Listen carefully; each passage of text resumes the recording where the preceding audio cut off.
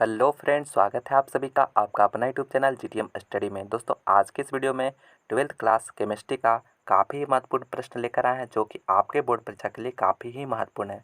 इसलिए दोस्तों वीडियो को लास्ट तक जरूर देखिएगा। दोस्तों, आज की इस वीडियो में हम केमिस्ट्री का 35 क्वेश्चन जो है काफ़ी महत्वपूर्ण प्रश्न करने वाले हैं जो कि आपके बोर्ड परीक्षा में बार बार पूछा जाता है। ठीक है दोस्तों, इसलिए आप एक भी क्वेश्चन को स्किप नहीं करिएगा, वीडियो को लास्ट तक जरूर देखिएगा। तो चलिए दोस्तों, बिना देर किए हुए आज के इस वीडियो को हम शुरू करते हैं। दोस्तों, आपसे रिक्वेस्ट है कि वीडियो को लास्ट तक जरूर देखिएगा और सभी प्रश्न को दोस्तों आपको अभी के अभी याद कर लेना है। ठीक है, तो चलिए आज की वीडियो शुरू करते हैं पहला प्रश्न से। तो दोस्तों, प्रस्तुत है आपके सामने पहला प्रश्न। पहला प्रश्न में कह रहा है कि फैराडे का विद्युत अपघटन नियम निम्न में से किससे संबंधित है। दोस्तों, फैराडे का जो विद्युत अपघटन नियम है दोस्तों, वह किससे संबंधित है। पहला ऑप्शन धनायन के परमाणु भार से, दूसरा द्रव्य धनायन के की गति से, और सी ऑप्शन में द्रव्य ऋणायन के गति से, और डी द्रव्य इलेक्ट्रोलाइट के समतुल्य भार से। तो दोस्तों, फैराडे का जो विद्युत अपघटन का नियम जो है दोस्तों, वह किससे संबंधित है। काफ़ी महत्वपूर्ण प्रश्न है दोस्तों। तो इसका जो राइट आंसर है वह इलेक्ट्रोलाइट के समतुल्य भार से, यानी डी ऑप्शन इसका बिल्कुल करेक्ट आंसर है। इलेक्ट्रोलाइट के समतुल्य भार से। काफ़ी महत्वपूर्ण प्रश्न है, अच्छी तरह से इसे याद रखिएगा। चलिए अगला प्रश्न देखते हैं। दूसरा नंबर प्रश्न में कह रहा है कि समुद्री जल में सबसे ज़्यादा मात्रा में पाए जाने वाला तत्व है। दोस्तों, समुद्री जल में जो है सबसे ज़्यादा मात्रा में पाए जाने वाला तत्व कौन सा है। मैग्नीशियम है, सोडियम है, आयोडीन है, इनमें से कोई नहीं। तो दोस्तों, समुद्री जल में जो सबसे ज़्यादा मात्रा में पाए जाने वाला जो तत्व है दोस्तों, वो आयोडीन है, यानी सी ऑप्शन इसका बिल्कुल करेक्ट आंसर हो गया, आयोडीन। चलिए अगला प्रश्न देखते हैं। तीसरा नंबर प्रश्न में कह रहा है दोस्तों कि कार्बन कार्बन डबल बंध की लंबाई है। दोस्तों, कार्बन कार्बन डबल बंध की जो लंबाई होता है दोस्तों, वो कितना होता है। तो दोस्तों, इसका पहला ऑप्शन है 1.34 एंगस्ट्रम, 1.20 एंगस्ट्रम, और सी में है 1.54 एंगस्ट्रम, और डी में इनमें से कोई नहीं।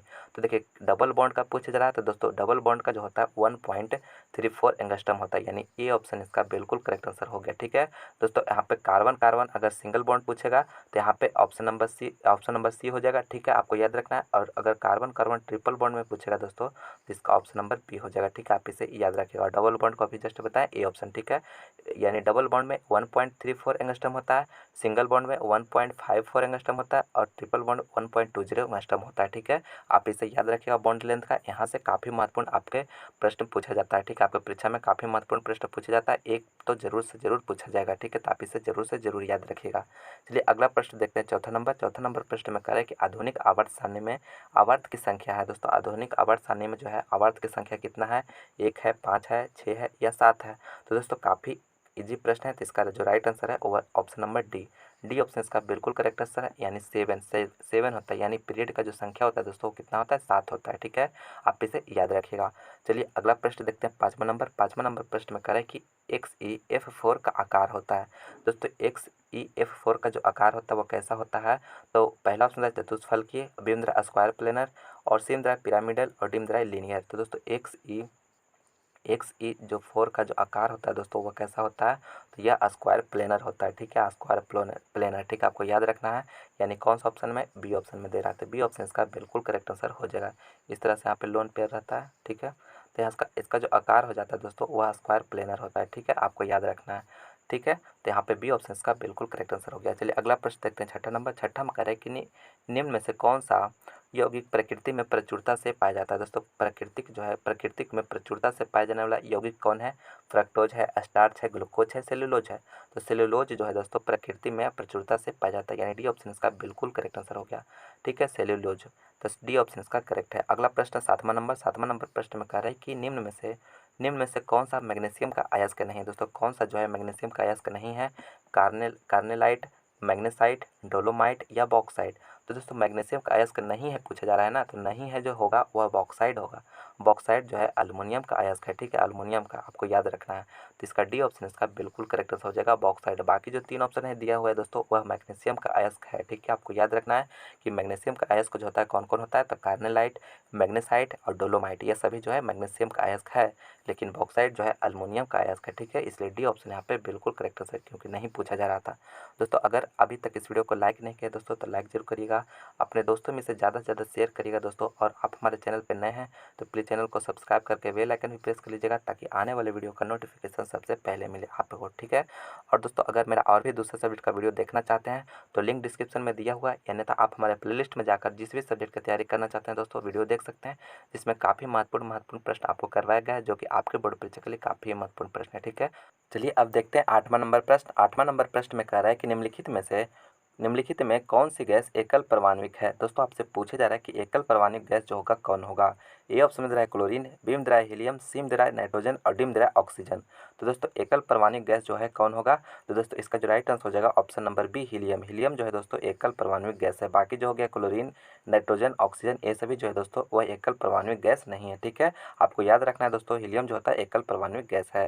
चलिए अगला प्रश्न देखते हैं 9वां नंबर प्रश्न काफ़ी महत्वपूर्ण प्रश्न है दोस्तों, आप इसको याद जरूर रखिएगा क्योंकि आपके बोर्ड परीक्षा में बार बार पूछा जाता है। पूछा जा रहा है कि नाइट्रिक अम्ल तैयार किया जाता है। दोस्तों नाइट्रिक अम्ल जो होता है वह तैयार किया जाता है संपर्क विधि द्वारा, ओस्टवाल्ड विधि द्वारा, हेबर विधि द्वारा, इनमें से कोई नहीं। तो दोस्तों आपसे पूछा जा रहा है कि नाइट्रिक अम्ल जो तैयार किया जाता है किस विधि से, तो यह जो दोस्तों आपको याद रखिएगा ओस्टवाल्ड विधि से, ठीक है। ओस्टवाल्ड विधि से जो है आपको नाइट्रिक अम्ल तैयार किया जाता है, ठीक है। आपको हमेशा याद रखना है कि ओस्टवाल्ड विधि से जो है नाइट्रिक अम्ल को तैयार किया जाता है। और संपर्क विधि से दोस्तों आपको किससे तैयार किया जाता है, तो उसे सल्फ्यूरिक अम्ल को तैयार किया जाता है, ठीक है। आप याद रखिएगा, आपसे एग्जाम में पूछ सकता है, ठीक है, कि जो है H2SO4, ठीक है, H2SO4 यानी सल्फ्यूरिक अम्ल जो है तैयार किया जाता है तो संपर्क विधि द्वारा, ठीक है, यानी कॉन्टैक्ट प्रोसेस द्वारा, ठीक है।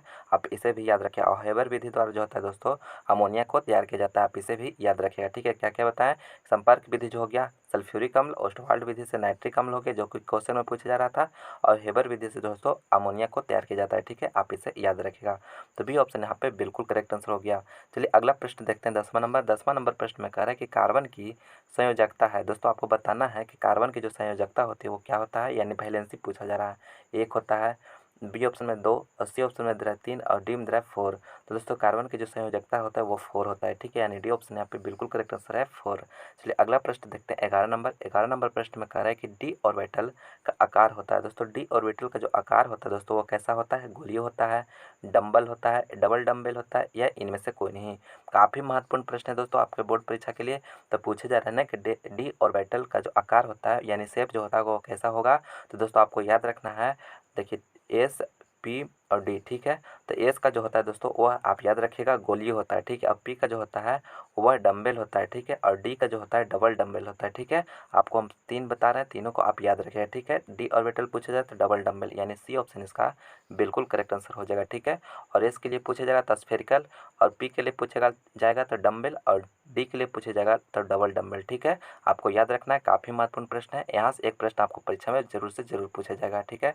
तो दोस्तों डी ऑर्बिटल का जो आकार होता है कैसा होता है, डबल डंबल होता है। तो सी ऑप्शन इसका बिल्कुल करेक्ट आंसर है। चलिए अब अगला प्रश्न देखते हैं 12 नंबर प्रश्न में कह रहा है कि धोवन सोडा का रासायनिक नाम होता है। दोस्तों आपसे पूछा जा रहा है कि धोवन सोडा का जो रासायनिक नाम होता है वो क्या होता है, सोडियम क्लोराइड होता है, सोडियम कार्बोनेट होता है, सोडियम बाइकार्बोनेट होता है, या इनमें से कोई नहीं। तो दोस्तों आपको याद रखना है धोवन सोडा का जो रासायनिक नाम होता है वह सोडियम कार्बोनेट होता है, यानी बी ऑप्शन इसका बिल्कुल करेक्ट आंसर हो गया, सोडियम कार्बोनेट, ठीक है। इसका फार्मूला जो होता है दोस्तों वह क्या होता है, Na2CO3 × 10H2O होता है, ठीक है। आप ये फार्मूला को, केमिकल फार्मूला को भी याद रखिएगा, आपके एग्जाम में बार बार पूछा जाता है, ठीक है। Na2CO3 × 10H2O, इसे जो है सोडियम कार्बोनेट कहते हैं, ठीक है। इसे धोवन सोडा इसका प्रचलित नाम है, ठीक है। तो आप इसे याद रखिएगा। और सोडियम बाइकार्बोनेट जो है दोस्तों खाने वाला सोडा का नाम है, ठीक है, आप इसे याद रखिएगा। चलिए अगला प्रश्न आप पूछा जा रहा है 13 नंबर प्रश्न में पूछा जा रहा है दोस्तों कि जर्मन सिल्वर में कौन सी धातु नहीं है। दोस्तों जर्मन सिल्वर में जो है कौन सी धातु नहीं रहती है, कॉपर, निकेल, जिंक या टीन। तो दोस्तों जर्मन सिल्वर जो होता है, जर्मन सिल्वर वह किसका किसका एलॉय है दोस्तों, यानी मिश्र धातु है। तो यह कॉपर का है, जिंक का है और निकेल का है, ठीक है। कॉपर, जिंक और निकेल का जो है एलॉय है, ठीक है, जर्मन सिल्वर, ठीक है। लेकिन इसमें जो टीन दिया हुआ दोस्तों डी ऑप्शन यह जो होगा इसमें नहीं रहता है, ठीक है। तो यहाँ पे आज का इसका जो राइट आंसर हो जाएगा ऑप्शन नंबर डी, ठीक है, एस एन यानी टीन। तो टीन जो होता है जर्मन सिल्वर में नहीं रहता है, ठीक है। यही तो पूछा जा रहा था कि जर्मन सिल्वर में कौन सी धातु नहीं है, तो यह टीन, ठीक है, एस एन। तो यहाँ पे डी ऑप्शन इसका बिल्कुल करेक्ट है। बाकी जो 3 ऑप्शन दिया हुआ था दोस्तों यह जर्मन सिल्वर में रहता है, ठीक है, तो आपको याद रखना है। चलिए अगला प्रश्न देखते हैं, चौथा नंबर प्रश्न में कह रहा है कि गेलेना कहा जाता है। दोस्तों गेलेना जो है कहा जाता है एचडीएस को, पीवीएस को, जेडएनएस को, इनमें से कोई नहीं। तो दोस्तों यहाँ पे गेलेना जो कहा जाता है वह पीवीएस को कहा जाता है, ठीक है, पीवीएस को आपको याद रखना है। कौन सा ऑप्शन में है, बी ऑप्शन में दे रहा है, तो बी ऑप्शन इसका बिल्कुल करेक्ट आंसर हो जाएगा। एचजीएस जो कहा जाता है दोस्तों वो किससे कहा जाता है, सिनेवार को कहा जाता है, ठीक है, और जेडएनएस को जिंक ब्लेंड कहते हैं, ठीक है, आप इसे भी याद रखिएगा, आपके एग्जाम में पूछ सकता है। और गेलेना पूछा जा रहा था तो इसलिए बी ऑप्शन का इसका करेक्ट आंसर हो गया पीवीएस, ठीक है। चलिए अब अगला प्रश्न देखते हैं, 15 नंबर प्रश्न में कह रहा है कि बिना बुझा चूना को जब जल में डाला जाता है तो अभिक्रिया होती है। यानी बिना बुझा हुआ चूना को जल में डाला जा रहा है दोस्तों, तो अभिक्रिया कैसी होगी, ऊष्माक्षेपी, ऊष्माशोषी, विस्फोटक, इनमें से कोई नहीं। तो दोस्तों बिना बुझा हुआ चूना को जब अगर आप जल में डालते हैं तो यह जो अभिक्रिया होगा वह ऊष्माक्षेपी होगा। यानी ऊष्माक्षेपी अभिक्रिया किसको कहते हैं दोस्तों, कि वैसा अभिक्रिया जिसमें जो है हीट का जनरेट हो, यानी हीट हो, ठीक है, हीट जनरेट हो, ठीक है, यानी ऊष्मा उत्पन्न होता है तो उसे ऊष्माक्षेपी कहते हैं। और जिसमें ऊष्मा का ज़रूरत पड़ता है यानी ऊष्मा देने पर रिएक्शन होता है तो उसे ऊष्माशोषी अभिक्रिया कहते हैं, ठीक है। तो बिना बुझा हुआ चूना को जब जल में डालते हैं ना तो वह ऊष्माक्षेपी अभिक्रिया होता है, ठीक है। तो यहाँ पे ए ऑप्शन इसका बिल्कुल करेक्ट आंसर हो गया। चलिए अगला प्रश्न देखते हैं, 16 नंबर प्रश्न में पूछा जा रहा है दोस्तों, काफ़ी महत्वपूर्ण प्रश्न है कि NaCl क्रिस्टल है। दोस्तों NaCl जो क्रिस्टल होता है वो कैसा होता है, FCC होता है, BCC होता है या SC होता है या इनमें से कोई नहीं। काफ़ी महत्वपूर्ण प्रश्न है दोस्तों।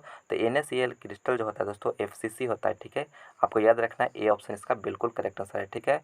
आपको याद रखना है आपका जो NaCl क्रिस्टल होता है वह FCC स्ट्रक्चर का होता है, तो ए ऑप्शन इसका करेक्ट है। चलिए अगला प्रश्न देखते हैं, 17 नंबर प्रश्न में कह रहा है कि श्रृंखलन गुण सबसे ज़्यादा होता है। दोस्तों श्रृंखलन गुण जो होता है यानी बॉन्डिंग प्रॉपर्टी जो होता है सबसे ज़्यादा किसका होता है, फास्फोरस का होता है, कार्बन में होता है, सल्फर में होता है या जिंक में होता है। तो दोस्तों आपको याद रखना है कार्बन में, ठीक है, कार्बन में जो होता है दोस्तों श्रृंखलन गुण यानी बॉन्डिंग प्रॉपर्टी सबसे अधिक होता है, ठीक है, इसलिए बी ऑप्शन इसका बिल्कुल करेक्ट आंसर है। काफ़ी महत्वपूर्ण प्रश्न है, अच्छी तरह से इसे याद रखिएगा। चलिए अगला प्रश्न 18 नंबर प्रश्न में कह रहा है कि कार्बन कार्बन एकल बंध की लंबाई है। काफ़ी महत्वपूर्ण प्रश्न दोस्तों आपके बोर्ड परीक्षा के लिए पूछे जा रहे हैं दोस्तों कि कार्बन कार्बन सिंगल बॉन्ड का जो लेंथ होगा वह कितना होगा, ठीक है। तो दोस्तों आपको हम सभी को बता दे रहे हैं carbon carbon single bond, carbon carbon double bond और कार्बन कार्बन ट्रिपल बॉन्ड सभी का बता दे रहे हैं, आपको तीनों याद रखना है, सभी परीक्षा के लिए काफ़ी महत्वपूर्ण प्रश्न है, ठीक है। तब देखिए कार्बन कार्बन सिंगल बॉन्ड का जो होता है दोस्तों वह कितना होता है, 1.54 एंगस्ट्रॉम होता है, ठीक है, और डबल बॉन्ड के लिए कितना होता है तो 1.34 होता है, और ट्रिपल बॉन्ड के लिए तो 1.20 होता है एंगस्ट्रॉम में, ठीक है, सभी एंगस्ट्रॉम में रहता है। तो देखिए हमें एकल बंध यानी सिंगल बॉन्ड के लिए पूछा जा रहा था, तो कौन सा ऑप्शन हो जाएगा, सी ऑप्शन, तो सी ऑप्शन इसका बिल्कुल करेक्ट आंसर हो जाएगा, ठीक है। आपको याद रखना है, आपको तीनों को हम बता दिए दोस्तों, आप तीनों जरूर से जरूर याद रखिएगा, आपके बोर्ड परीक्षा में यहाँ से एक क्वेश्चन जरूर पूछा जाएगा, ठीक है। तो चलिए अगला प्रश्न देखते हैं, 19 नंबर। दोस्तों अगर आप मेरा और भी दूसरा सब्जेक्ट का वीडियो देखना चाहते हैं तो लिंक डिस्क्रिप्शन में दिया हुआ है, वहाँ पर जाकर आप हमारा और भी दूसरा सब्जेक्ट का वीडियो देख सकते हैं, ठीक है।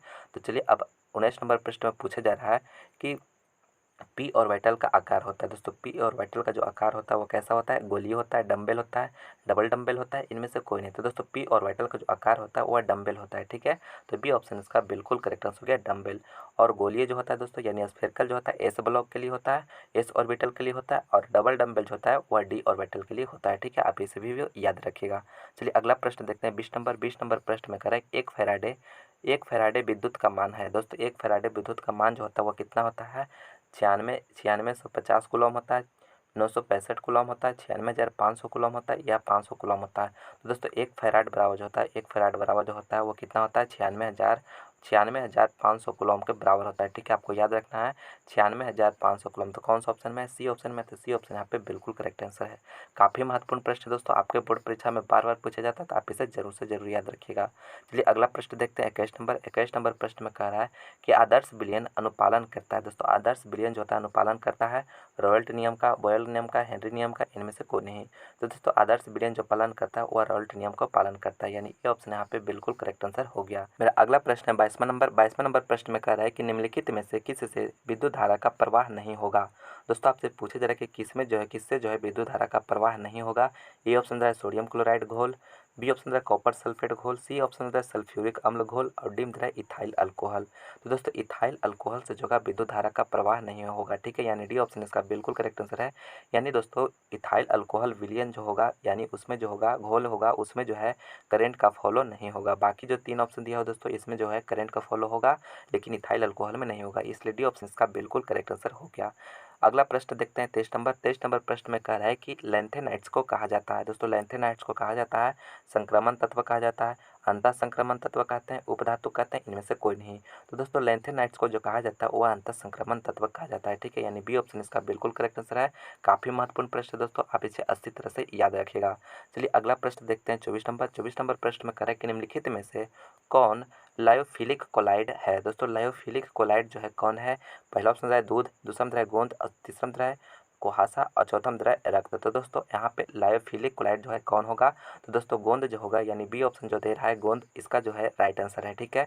लायोफिलिक कोलाइड का जो एग्जाम्पल होता है दोस्तों कौन कौन होता है, गोंद होता है, स्टार्च होता है, जिलेटिन होता है, ये सभी जो है लायोफिलिक कोलाइड का एग्जाम्पल होता है, ठीक है, यानी बी ऑप्शन इसका बिल्कुल करेक्ट आंसर है।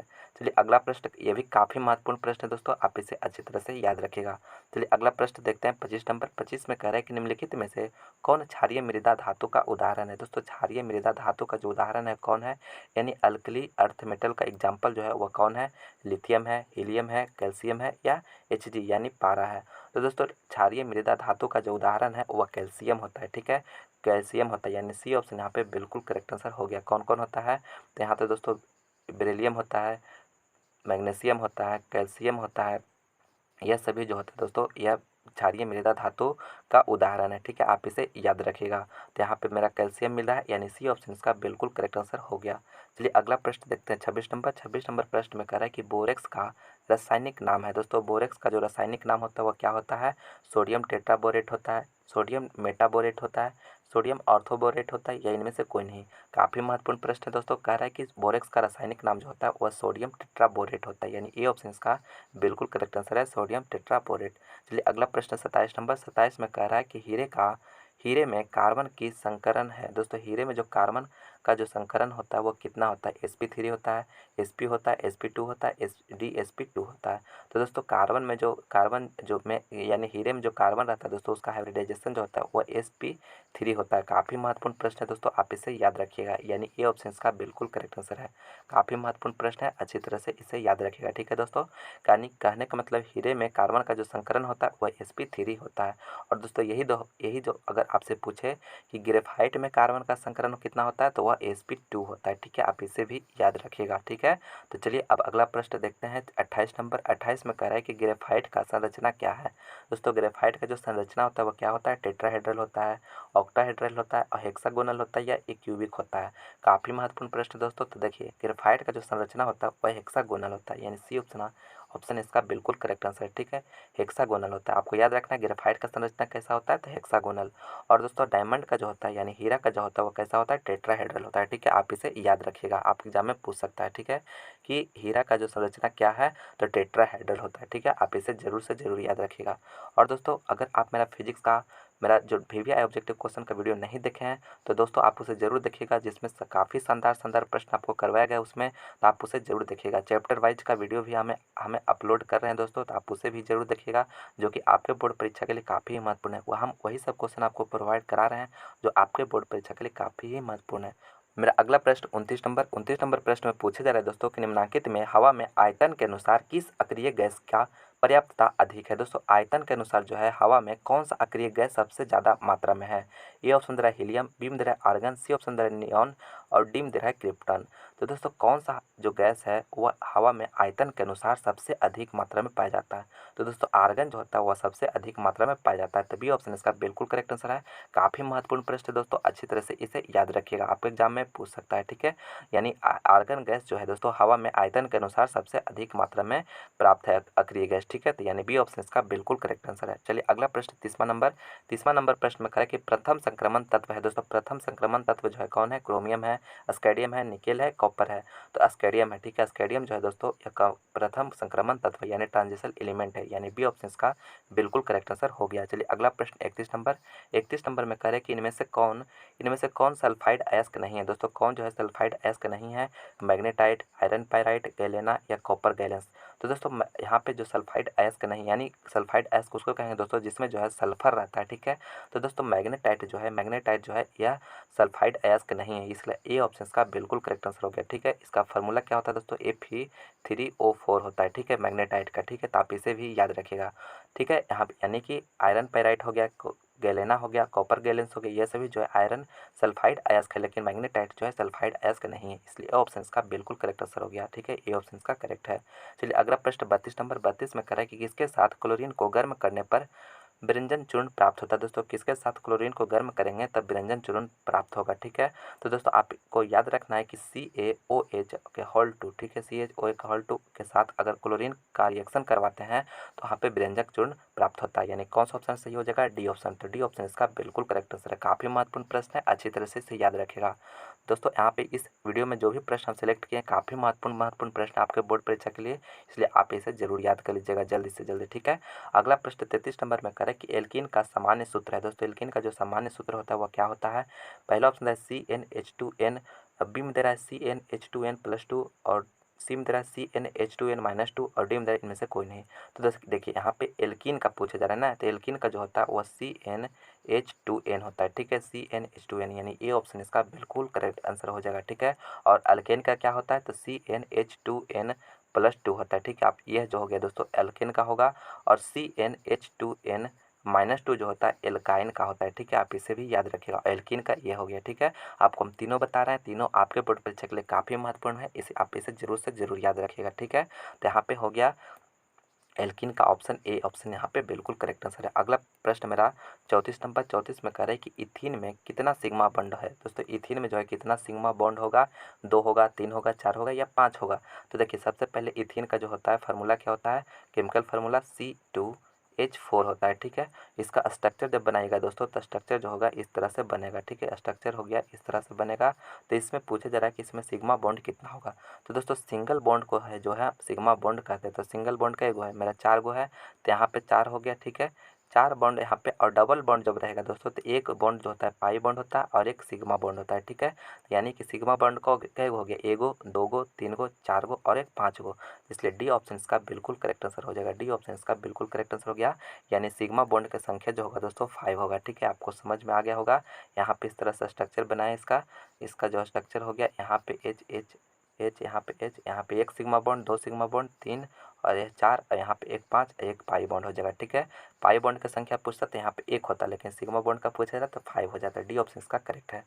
अगला प्रश्न 35 में करें कि इनमें से किसका इलेक्ट्रॉन बंधुता महत्तम होता है। दोस्तों किसका जो होता है इलेक्ट्रॉन बंधुता महत्तम होता है, फ्लोरीन का, क्लोरीन का, ब्रोमीन का, आयोडीन का। तो दोस्तों आप इस प्रश्न का आंसर आप हमें कमेंट करके बताइएगा कि इसका राइट आंसर क्या होगा, ठीक है, उसका रिप्लाई हम जरूर करेंगे। तो फाइनली दोस्तों इस वीडियो में आज हम 35 महत्वपूर्ण ऑब्जेक्टिव प्रश्न आपको करवाए हैं, जो कि सभी के सभी काफ़ी महत्वपूर्ण प्रश्न हैं, आपके बोर्ड परीक्षा में पूछे जाने वाला प्रश्न है, इसलिए सभी को आप जरूर से जरूर याद कर लीजिएगा, ठीक है। तो चलिए दोस्तों मैं उम्मीद करता हूँ कि यह वीडियो आपको पसंद आया होगा, तो प्लीज़ इसे लाइक करें, अपने दोस्तों में ज़्यादा से ज़्यादा शेयर करें, और आप हमारे चैनल पर नए हैं तो प्लीज़ चैनल को सब्सक्राइब करके बेल आइकन भी प्रेस कर लीजिएगा, ताकि आने वाले वीडियो का नोटिफिकेशन सबसे पहले आप ही को मिले। तो चलिए हम मिलते हैं अगले वीडियो में। इस वीडियो को देखने के लिए बहुत बहुत धन्यवाद।